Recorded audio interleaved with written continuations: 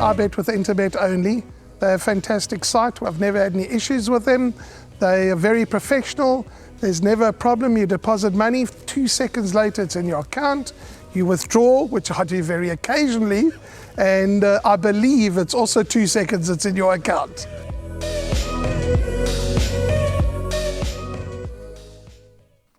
Well, hopefully everything's going according to plan thus far, and we're now on to race number 7, closing off Jackpot 1, and this is over 1,400 meters. It's a fillies and mares 86 handicap, and the distance is 1,400 meters, and I'm looking forward to this race. You know, there are lots of horses that you can make a strong case for, maybe horses that you can eliminate from the exotics as well, but whatever the result of this race, I'm certain the way they're going to be betting that whichever horse gets you through the exotic, it will drop a lot of tickets. Okay, we're going on to our package. We got a rerun of Maria Carolina, of Maiden's Prayer, and two interviews with apprentice Kyle Stradham and jockey Gareth Wright.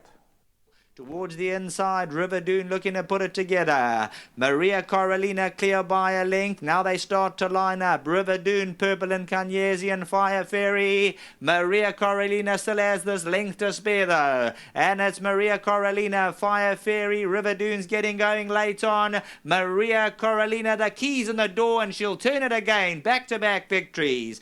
Second, Riverdoon and Fire Fairy in photos as they go to the line. Riverdoon second, Fire Fairy. Towards the outside of that one, Star Choice becomes a big runner now, and it's Sophia Erin, Silver Dazzle on the inside, and Star Choice coming with a strong claim on the outside, and it's Star Choice who hits the front over the last 100 meters to win, going away, and it's Star Choice to win it. Second will go to Silver Dazzle or Maiden's Prayer. Maiden's Prayer second, Silver Dazzle and Sophia Erin.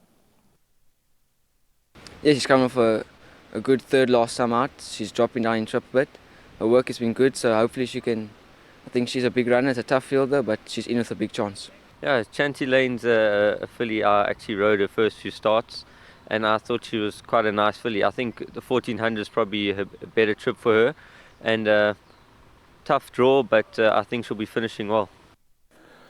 Okay, this race has got quartet written all over it, because if you can get this with a minimum spend, I think you'll be in the pound seats.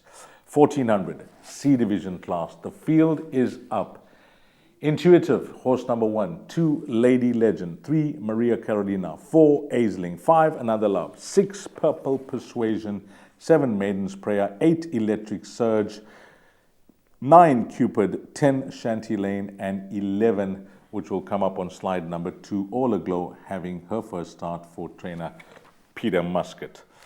Do you have a top choice? Do you have an outright selection, or do you have a roving banker? I really like the look of number 1, Intuitive.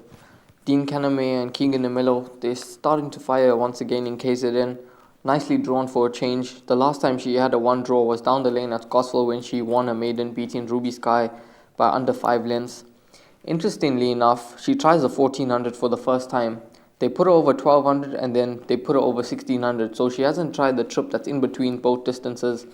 So I'm interested to see how she goes here.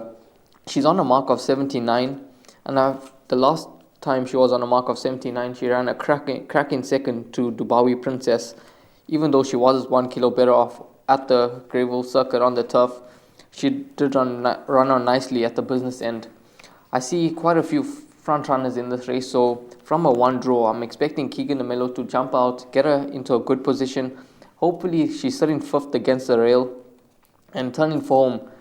I feel that she's going to be running on strongly because she's going to get the pace to suit in this race, and she'll be doing her best work at the business end. 1400 could suit her really nicely compared to the 1600, which may just be a stretch for her at this early on in her career, but definitely the horse that I feel offers some really nice value in this lineup here. It is a tricky race, and you could go for others in this race, the likes of Lady Legend, Maria Carolina, Purple Persuasion, Another Love, and the list goes on, but I'm going to go for Intuitive in this race.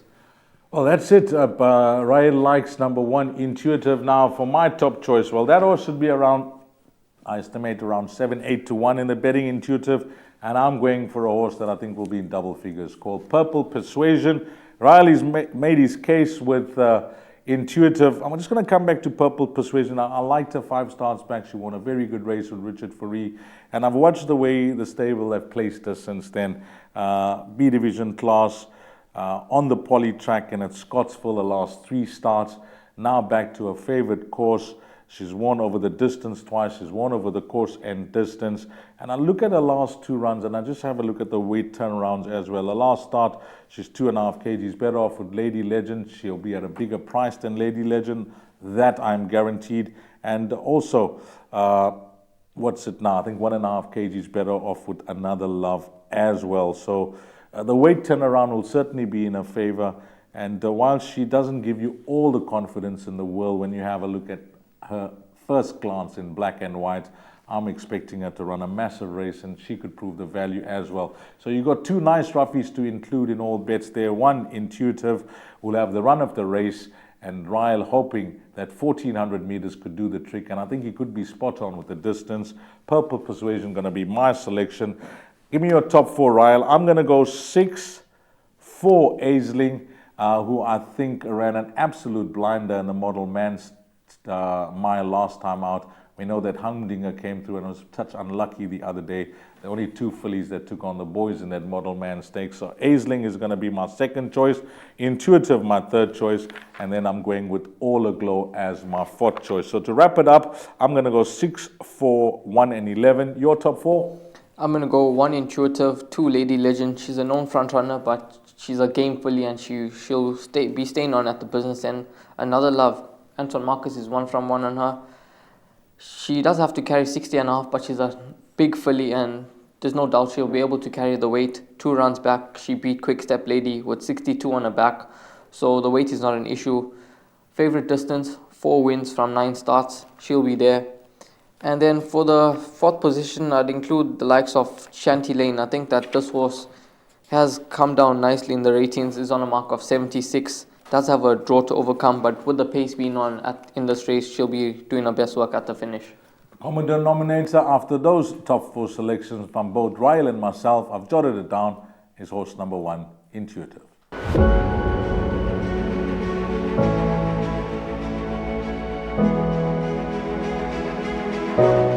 It's Donovan Everett from Cape Racing, and I'd just like to say it's an absolute pleasure to be involved with Interbet and Cape Breeders in this golf day today here at Pearl Valley. It's fantastic for the industry to see all the relevant stakeholders coming down and having a good time and networking, and it's exactly what the industry needs right now in terms of moving forward and recreating some positivity to take us forward into the next year.